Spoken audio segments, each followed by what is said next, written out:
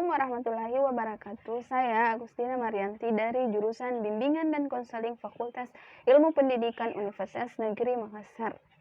Kali ini saya akan menjelaskan 8 pokok materi dari mata kuliah Bimbingan dan Konseling Anak Berkebutuhan Khusus.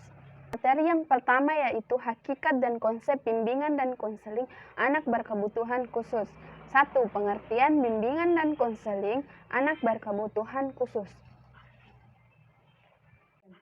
Program bimbingan dan konseling bagi anak berkebutuhan khusus adalah suatu kegiatan pelayanan bantuan kepada anak berkebutuhan khusus di sekolah oleh guru BK atau konselor secara terencana, terorganisir, dan terkoordinasi yang dilaksanakan pada periode tertentu, teratur, dan berkesinambungan atau berkelanjutan. Dan yang kedua yaitu tujuan bimbingan dan konseling anak berkebutuhan khusus dibagi menjadi dua, yaitu tujuan umum. Secara umum, tujuan bimbingan dan konseling bagi anak berkebutuhan khusus adalah untuk membantu anak berkebutuhan khusus dalam mengembangkan diri dan menyelesaikan dirinya secara optimal sesuai dengan hambatan, gangguan, atau kelainannya. Yang kedua itu tujuan khusus, bertujuan untuk membantu siswa agar dapat mencapai tujuan-tujuan perkembangan yang meliputi aspek pribadi sosial, karir, dan belajar. Materi yang kedua yaitu jenis-jenis anak berkebutuhan khusus. Jenis-jenis anak berkebutuhan ini sangat banyak, tetapi yang saya akan jelaskan yaitu hanya beberapa. Yang pertama yaitu tunanetra, yaitu anak yang mengalami gangguan penglihatan berupa kebutaan. Yang kedua yaitu tunarungu, yaitu anak yang mengalami gangguan pendengaran. Yang ketiga yaitu tunalara, yaitu anak mengalami gangguan emosi dan perilaku. Dan keempat itu tunagrahi, atau anak yang secara nyata mengalami hambatan dan keterbelakangan mental jauh di bawah rata-rata.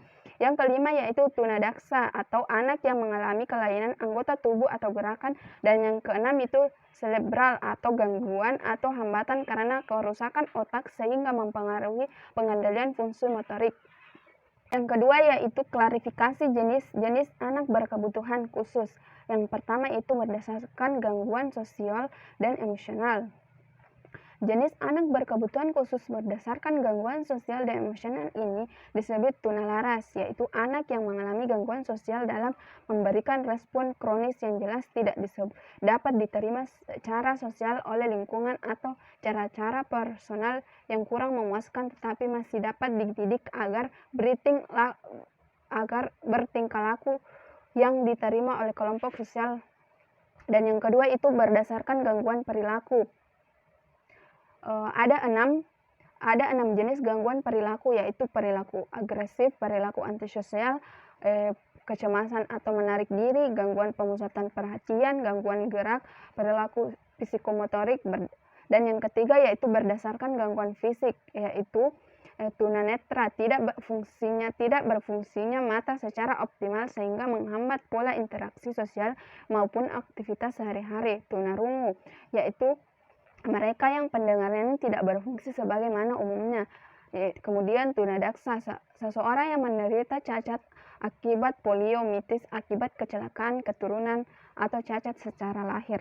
Penyebab anak berkebutuhan khusus yang pertama yaitu prenatal, terjadinya kelainan anak semasa dalam kandungan atau sebelum kelahiran terjadi tersebut disebabkan oleh faktor internal dan eksternal, di mana faktor eksternal yaitu faktor genetik atau keturunan dan faktor eksternal yang berupa ibu yang mengalami pendarahan sewaktu hamil. Dan yang kedua yaitu perinatal atau sering disebut juga natal, waktu terjadinya kelainan pada saat proses kelahiran dan menjelang serta sesaat setelah proses kelahiran pasca natal. Dan yang ketiga itu terjadinya kelainan setelah anak dilahirkan sampai dengan sebelum usia perkembangan selesai kurang lebih usia 18 tahun. Ini dapat terjadi karena kecelakaan, keracunan, menderita penyakit, dan lain-lain. Dan materi yang ketiga yaitu permasalahan yang dialami anak berkebutuhan khusus. Yang pertama yaitu anak berkebutuhan khusus biasanya itu mengalami masalah pada pendidikan atau akademik. Dalam mengikuti pendidikan, anak berkebutuhan khusus banyak yang mengalami kesulitan dalam menggunakan waktu, memahami kemampuan akademik dasar seperti membaca, menulis, dan berhitung. perencanaan pendidikan berkelanjutan, cara belajar, penyelesaian tugas-tugas, penggunaan sumber belajar, dan pengembangan kreativitas. Dan yang kedua yaitu sosial pribadi. Masalah yang sering muncul dalam diri anak berkebutuhan khusus adalah berhubungan dengan sesama teman, penyesuaian diri dengan lingkungan pendidikan dan masyarakat, penyelesaian konflik, permasalahan, pemahaman sikap dan penerimaan diri atau memahami kelebihan dan kekurangan dalam diri, penetapan pilihan dan pengambilan keputusan. Dan yang terakhir yaitu karir. Masalah yang berkaitan dengan pengembangan karir adalah pemilihan jurusan, pemilihan pekerjaan yang sesuai dengan minat dan kemampuannya, motivasi yang rendah, memahami kondisi lingkungan kerja, perencanaan dan pengembangan karir. Dan yang kedua yaitu kebutuhan anak berkebutuhan khusus. Yang pertama yaitu kebutuhan psikologis, yaitu lapar, haus, dan sebagainya. Dan yang kedua yaitu kebutuhan keamanan, yaitu dimana merasa aman, nyaman, dan jauh dari bahaya. Dan yang ketiga itu rasa memiliki dan cinta, yaitu bervariasi dengan orang lain, diterima dan dimiliki. Dan yang keempat itu kebutuhan dihargai untuk mencapai, untuk kompeten dan mendapatkan persetujuan dan pengakuan. Dan yang kelima itu kebutuhan estetika, yaitu dimana simetri, keteraturan, dan keindahan. Dan yang keenam yaitu kebutuhan aktualisasi diri, yaitu menemukan pemenuhan diri dan menyadari potensi diri. Dan materi yang keempat itu BK untuk anak berkebutuhan khusus, ADHD, Autis, Retardasi Mental, Talent, and Gifted. Yang pertama yaitu Attention Deficit Hyperactive Disorder atau ADHD. Ditinjau secara psikologis, hiperaktif adalah gangguan tingkah laku yang tidak normal yang disebabkan disfungsional neurologia dengan gejala utama tidak mampu memusatkan perhatian. Dan yang kedua yaitu autis. Autisme adalah gangguan perkembangan kompleks yang gejala-gejalanya meliputi perbedaan dan ketidakmampuan komunikasi sosial, kemampuan motorik kasar dan kemampuan motorik halus, dan kadang kemampuan intelektual. Autisme mempengaruhi pengolahan informasi di otak dengan mengubah cara sel saraf dan sinapsis mereka menghubungkan dan mengatur bagaimana hal ini terjadi dan tidak dipahami dengan baik. Gejala autisme dapat bervariasi. Gejala umum berupa sulit berkomunikasi, sulit berinteraksi, minat yang obsesif, dan perilaku repetitif.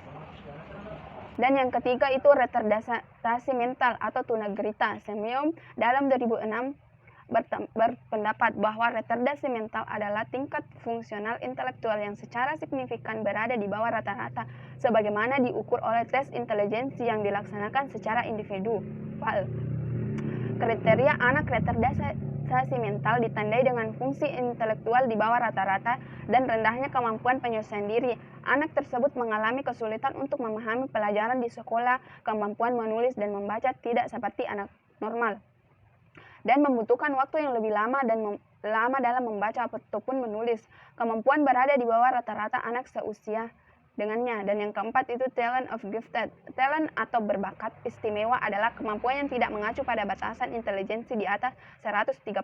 Akan tetapi, talent mempunyai salah satu atau beberapa bidang prestasi yang menonjol yang lebih rata-rata, dan prestasi tersebut tidak selalu dalam bidang akademis. Sedangkan gifted atau cerdas istimewa merupakan istilah yang diberikan untuk menjelaskan kondisi seseorang yang memiliki kemampuan atau potensi melakukan sesuatu jauh di atas rata-rata dengan orang seusianya. Kedua yaitu BK untuk ADHD, Autis, Retardasi Mental, dan Talent and Gifted. Yang pertama itu ADHD. Siswa ADHD secara umum memiliki hambatan yang sama. Mereka sulit untuk berkonsentrasi terhadap suatu pekerjaan, juga memiliki motivasi yang tidak stabil untuk belajar. Keadaan tersebut mengakibatkan muncul gangguan tingkah laku belajar. Teknik atau cara yang bisa dilakukan untuk menangani adalah dengan membantu mengurangi atau menghilangkan tingkah laku yang tidak dikehendaki dan mengembangkan tingkah laku yang diharapkan. Salah satu layanan bimbingan dan konseling yang cocok untuk anak ADHD adalah layanan konsultasi. Dan yang kedua yaitu autisme. Anak autisme membutuhkan lingkungan yang konsisten, terutama lingkungan sekolah dan di rumah bersama keluarga. Oleh karena itu, bimbingan dan konseling tidak hanya bagi anak dengan spektrum autis, tetapi juga untuk keluarga, khususnya orang tua si anak, karena anak autisme membutuhkan lingkungan yang konsisten dan mendukung untuk mengoptimalkan kemampuan. Dan yang ketiga itu retardasi mental atau tunagrita. Anak retardasi mental memiliki keterbatasan dalam belajar karena kapasitas tingkat kecerdasan yang di bawah rata-rata anak normal. Oleh karena itu perlu adanya bimbingan dan pembelajaran yang menyesuaikan dengan kemampuan maupun keterbatasan anak retardasi mental. Bentuk-bentuk layanan BK yang dapat diberikan kepada tunagrita adalah agar mampu mengembangkan sikap kebiasaan yang serta baik tumbuh untuk belajar. Dan yang terakhir itu talent and gifted. Menurut Endang Widoriorini, seorang psikologi dan dosen Universitas Sugiono Pratomo Unika Semarang, bahwa anak talent atau gifted memiliki persamaan, yakni membutuhkan dukungan dan pemahaman dari orang-orang sekitarnya. Oleh karena itu, program layanan bimbingan dan konseling yang dikembangkan bagi siswa cerdas dan berbakat mengacu pada keadaan individu sebagai manusia seutuhnya sehingga menyentuh semua dimensi perkembangan pribadinya. Dan yaitu materi 5, di mana pendidikan yang diberikan pada anak berkebutuhan khusus hendaknya lebih mengedepankan sikap empati para guru, di mana para guru memiliki kepedulian, rasa cinta, dan penerimaan terhadap kondisi mereka apa adanya. Selain dukungan emosional yang disediakan pendidik dalam mendampingi anak berkebutuhan khusus, dukungan secara material pun juga tidak kalah penting. Dukungan secara material dapat berupa penyediaan sarana dan prasarana yang mendukung mereka untuk mencapai kompetensi sosial yang lebih baik. Materi 6, program sekolah inklusi. Pendidikan inklusi adalah salah satu program dari kebijakan pemerintah untuk memberikan pelayanan bagi anak berkebutuhan khusus untuk menempuh pendidikan reguler seperti anak-anak normal lainnya. Yang kedua yaitu tujuan pendidikan inklusi. Tujuan pendidikan inklusi dibagi menjadi beberapa. Yang pertama itu memberikan kesempatan untuk seluas-luasnya kepada semua anak, termasuk anak berkebutuhan khusus, mendapatkan pendidikan yang layaknya sesuai dengan kebutuhannya. Yang kedua yaitu membantu meningkatkan mutu pendidikan dasar dan menengah dengan menekankan angka tinggal kelas dan putus sekolah. Dan yang terakhir atau yang ketiga itu menciptakan sistem pendidikan yang menghargai keanekaragaman, tidak diskriminatif, serta ramah terhadap pembelajaran. Dan yang ketiga itu manfaat program sekolah inklusi. Yang pertama itu anak non ABK menjadi semakin toleransi pada orang lain telah memahami kebutuhan individu teman ABK. Dan yang kedua yaitu anak non ABK mengalami perkembangan dan komitmen pada moral pribadi dan prinsip-prinsip etika. Dan yang ketiga yaitu berdasarkan hasil wawancara dengan anak non ABK di sekolah menengah, hilangnya rasa takut pada anak berkebutuhan khusus akibat sering berinteraksi dengan anak berkebutuhan khusus. Dan yang keempat itu banyak anak non ABK yang mengakui peningkatan self-esteem sebagai akibat pergaulan dengan ABK, yaitu dapat meningkatkan status mereka di kelas dan di sekolah. Dan yang kelima yaitu atau yang terakhir, anak non ABK yang tidak menolak ABK mengatakan bahwa mereka merasa bahagia bersahabat dengan anak berkebutuhan khusus. Dan yang keempat yaitu kendala implementasi pendidikan inklusi. Ada beberapa kendala yang ditemukan dalam mengimplementasikan pendidikan inklusi. Kendala-kendala itu misalnya minimnya sarana penunjang sistem pendidikan inklusi, terbatasnya pengetahuan dan keterampilan yang dimiliki oleh para guru sekolah inklusi menunjukkan betapa sistem pendidikan inklusi belum benar-benar disiapkan dengan baik. Apalagi sistem kurikulum pendidikan umum yang ada sekarang memang belum mengakomodasikan keberadaan anak-anak yang memiliki perbedaan kemampuan atau disabel, sehingga seperti program pendidikan inklusi hanya terkesan program eksperimental.